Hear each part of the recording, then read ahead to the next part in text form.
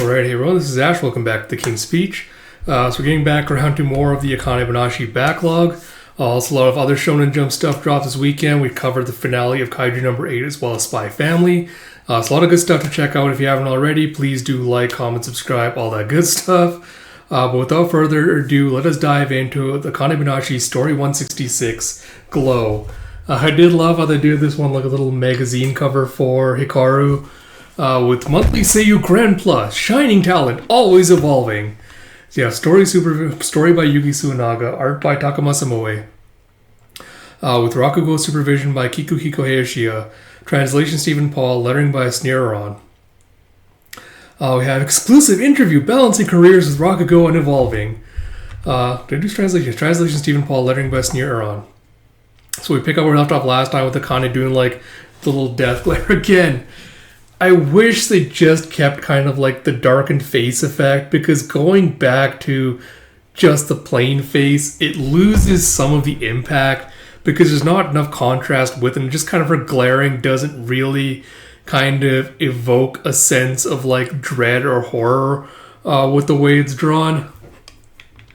But you have like the I curse you. It's like, ghost! Okiku's ghost!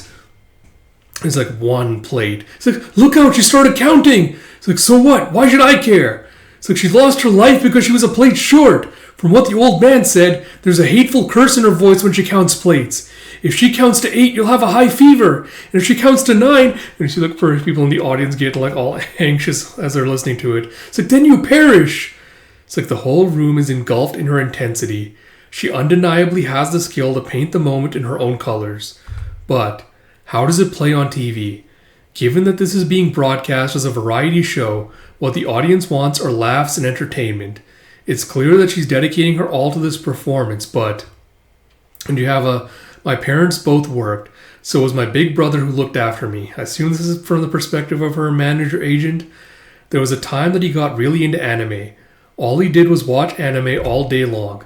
So I did too, since I had nothing better to do. And before long... And you see like a little montage of like baby Hikaru. Sorry, let me just get the page up.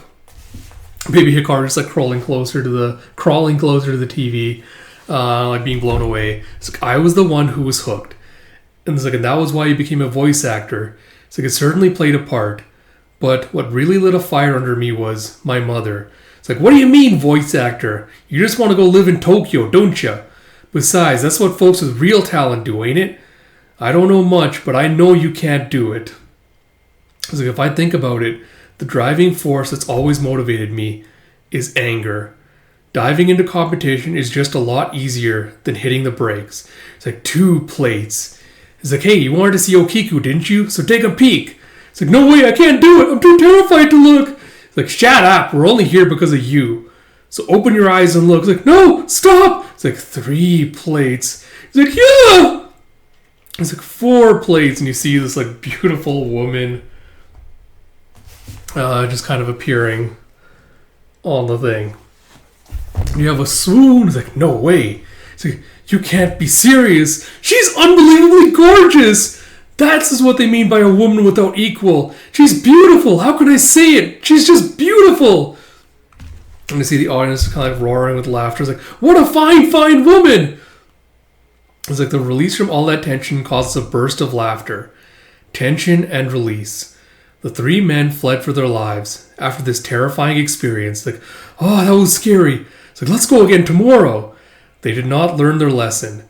The next day, 3 men turned into 5. It's like, hey, you finally showed up. It's like tales of the beautiful ghost spread and spread. 10, 15, 30.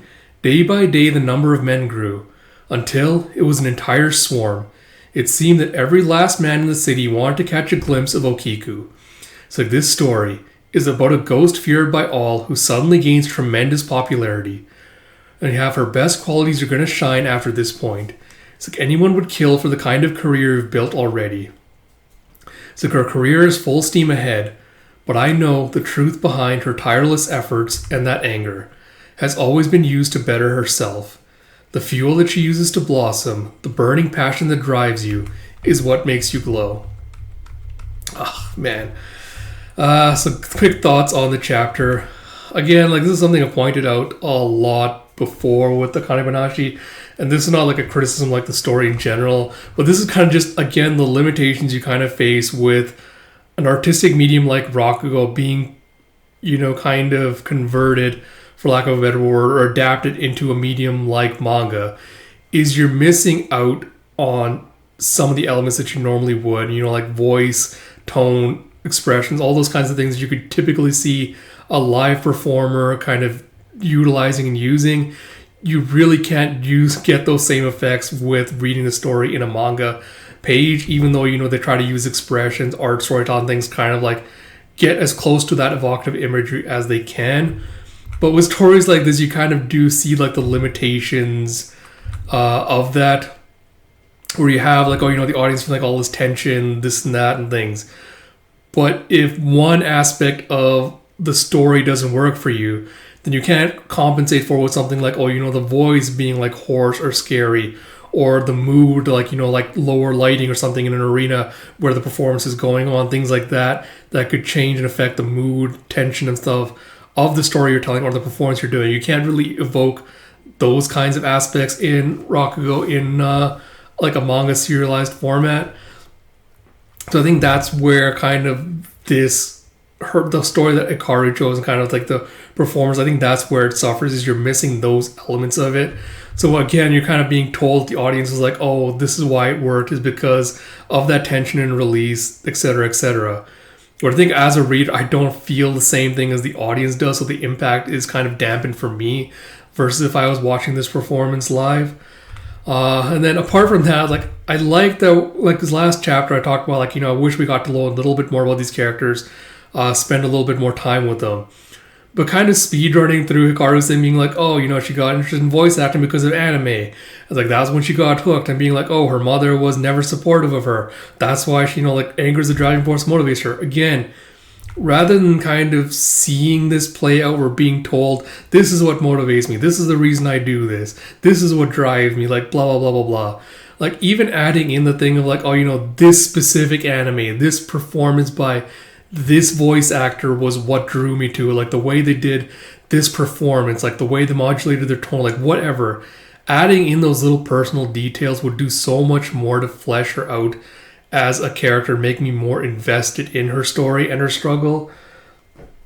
Same with the parents, like, all right, yeah, it's relatable that you have a parent that doesn't support your dream, things like that. But again, because we are so, because I, at least personally, am not as invested in Hikaru as a person, or her struggles, or trying to like see her like climb higher in the Rakugo ranks and things like that. Seeing the thing like, oh, you know, having a non-supportive mother, things like, all right, it's a trope that's tried and true, can be really effective utilized properly, but here it just kind of feels like it's just being added in without like any kind of depth to it, which is holding it back a little bit. So yeah, I don't know. Performance kind of started off strong, and I like the twist of like, oh, you know, fucking men turned out to be Gooners, or like went back like, oh my god, she's so hot, I can't wait. Like, I like that little twist in the story, but I feel like it didn't land with the particular impact it really should have, because I feel like she's either going to get rocketed into first place or second place. No, she's going to get rocketed into first. What are we talking about second place? She's probably going to get first place, and like that's going to be the thing to surpass with, was it Karashi and Akane?